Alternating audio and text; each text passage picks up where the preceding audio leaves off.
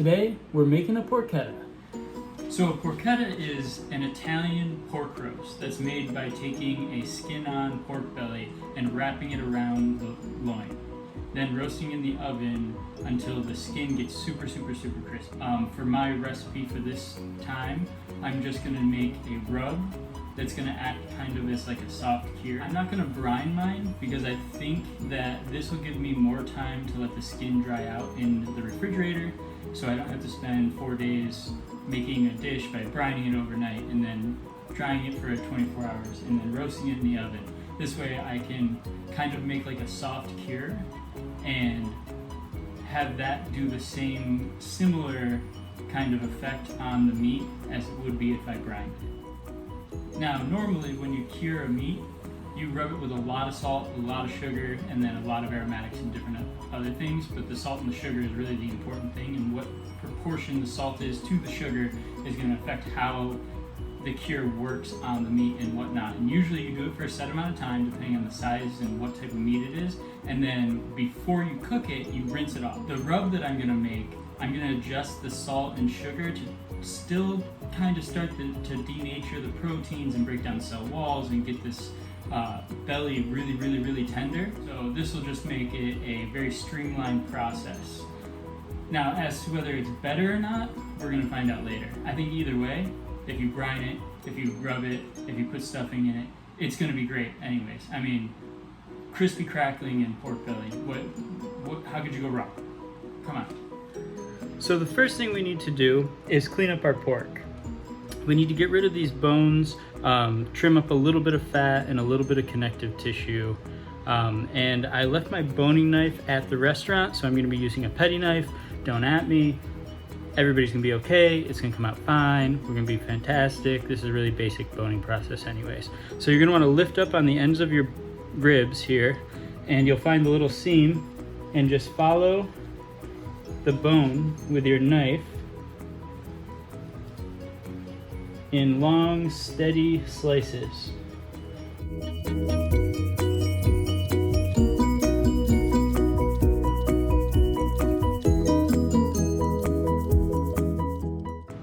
So there's most of the bones, and save these because we're gonna use this for the sauce later. Then you're gonna have these little kind of spare ribby, cartilagey nuggets of bone in there. You're gonna wanna find them, just squeeze around until you feel something a little bit harder, and pick those guys out of there. Next, I'm gonna butterfly about 1/3 to 1/2 of the belly so that it makes it easier to roll up. It gives it a little bit more surface area for the rub, and it'll cook nice and even if it's rolled nice and tight.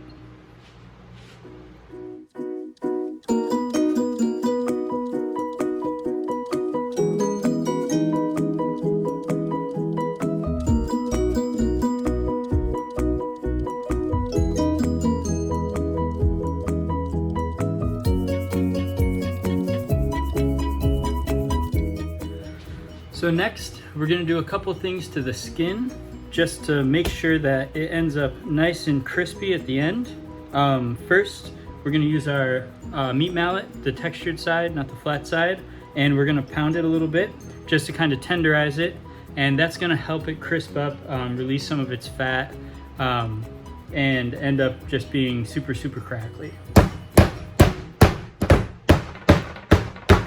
Now, you don't have to go nuts with this, but you are gonna feel that skin is like loose on there now. Now, the next thing that we're gonna do is we're gonna score it, and this is gonna allow some of the fat to drain so that as it gets crispy, some of the fat and some of the juices come out, so that when you stop the cooking process, the steam and everything that's trapped inside isn't gonna cause the skin to get soft again.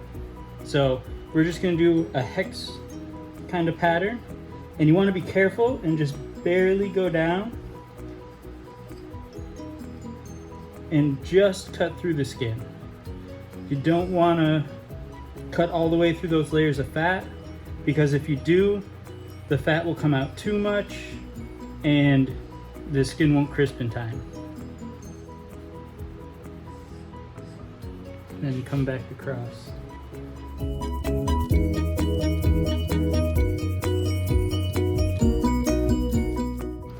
Now once you've scored and tenderized the skin, we're gonna come back through on the other side, especially on this side where we didn't butterfly it, and we're just gonna poke holes all over. You don't wanna go all the way down to the cutting board. You're just putting a little hole in there. So after that, it's time to rub the meat, but first we're gonna put salt and pepper very liberally. You wanna make sure that you season this really, really well. It's probably gonna be end up being about almost 1/4 cup of salt. All right, once that's seasoned, here's our marinade. It's about 1/4 cup of Coleman's mustard, paprika, about a tablespoon of fennel seeds that I toasted, about a tablespoon of sugar, and a couple pinches of Aleppo pepper. Now, I always use Coleman's dry mustard because it's the best. It's the most consistent. I mean, there's a reason why growing up, there was always a little tin of Coleman's mustard from like 1970 in every single household that I entered. It's the best one. It's consistent and it's just good. And using a mustard-based rub like this is definitely not traditional. But when I do a big roast like this, or a leg of lamb especially, anything like that, an eye round, something like that, I really like to rub it with dry mustard because it just adds so much flavor. It really helps denaturing the proteins and tenderizing. In lamb, it takes away from any off flavors or barnyard flavors or gaminess that you're gonna have. We don't really have to worry about that with pork too much unless you're getting a heritage breed or something wild or what have you. Massage the meat a little bit. Just work it all together. So lastly, we're gonna add the zest of 1 lemon and try. Okay, so now we're ready to roll it. So we're gonna carefully unfold the flap and then start on that end and roll it nice and tight.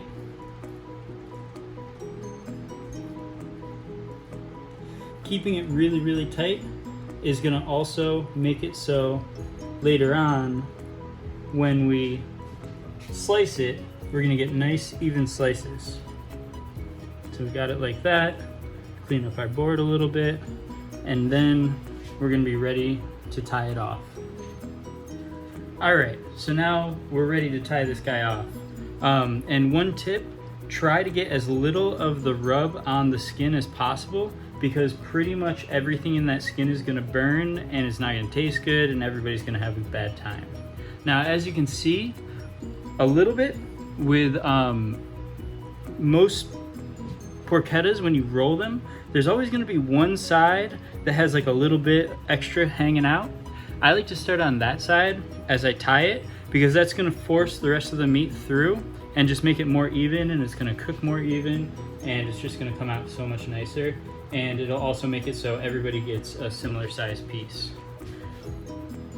So you can do a butcher's tie with this, where you can do one continuous string, but for pork, and that's what I usually use, but for porchetta, you really don't want to do that because you want as little of the string touching the meat, or touching the skin, I mean, as possible, because as the skin crisps up and caramelizes and all of that, it's going to get stuck to the string, and then you have a chance of pulling some of that crispy skin right off with the string. And as you tie it, you want to bring the knot down to the bottom side of the meat because you want to present the top. So we're going to continue the rest of the way down the entire porchetta. We need to do one last step with the strings, and that's just trim the little hangy pieces by the knot. Now, as you can see, and pro tip, you do not need to tie any sort of roast so tight that there's like lumps in between the strings. Like, you don't need to really just get into it and get that butcher's twine. all stuck into the meat and a pain in the ass to get out. Having it tighter isn't really gonna do a ton. You're not gonna keep the meat from changing shape or whatever. Like, this is mostly gonna get a little bit smaller, a little bit tighter, but it's gonna be the same shape as it is when I put it in the oven. Another thing to notice is on mine, I overlapped a little bit of the skin. A lot of the time, you're gonna wanna trim some of the skin so that as you roll it, there's no skin that's on the inside, because that skin's not gonna get crispy and it's gonna be a little chewy and gummy and not the flavor that you're looking for. But this is such a small overlap that I really think that as it cooks, that skin's gonna shrink up a little bit and it's gonna become tighter. And I think it's gonna be enough so that it's gonna be negligible.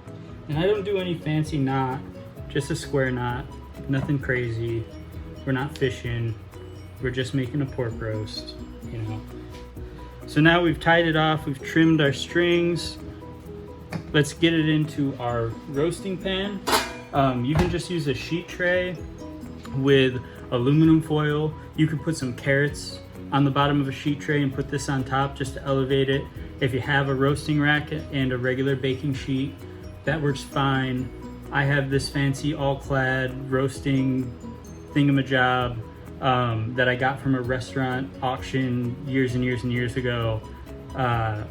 You don't have to have this. It's expensive, it's ridiculous, it's awesome, it works really, really, really well, but it's not completely necessary. But you are gonna wanna use a pot or a pan with a little bit of a lip, because a lot of fat's gonna render from this and a lot of juices are gonna come out, and you don't want those spilling in your oven, and you also don't want those to hit a hot spot in the tray and splash you. So I've got the porchetta seasoned, tied up.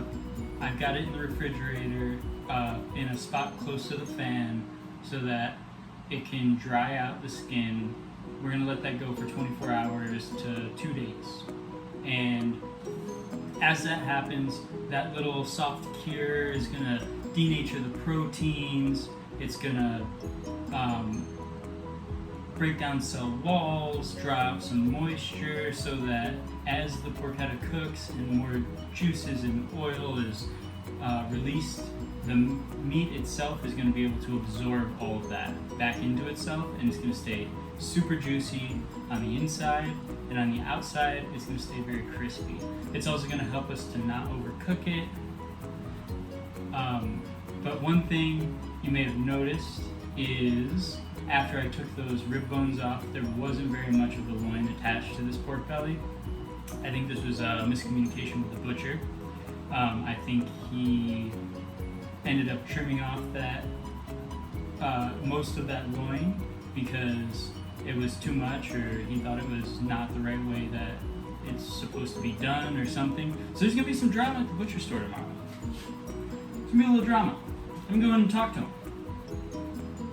Who knows what's gonna happen? I think really what happened is I told him I wanted 5 pounds, and when you go to a butcher and you tell them a weight, they want to make sure that it's as close to that weight as possible because of the price.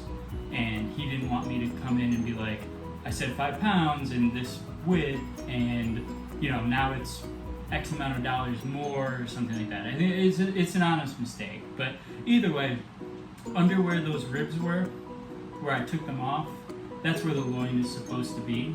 There was a little bit of a loin on there. I really don't even know what he is gonna do with the, 3/4 of a loin that he took off of it. But it's beside the point. We butterflied it, we rolled it up, we tied it nice. It's seasoned perfectly. It's gonna come out good. It's gonna be good either way. And these things happen with cooking. A little curveball, a little, from left field, something or other, it's gonna happen.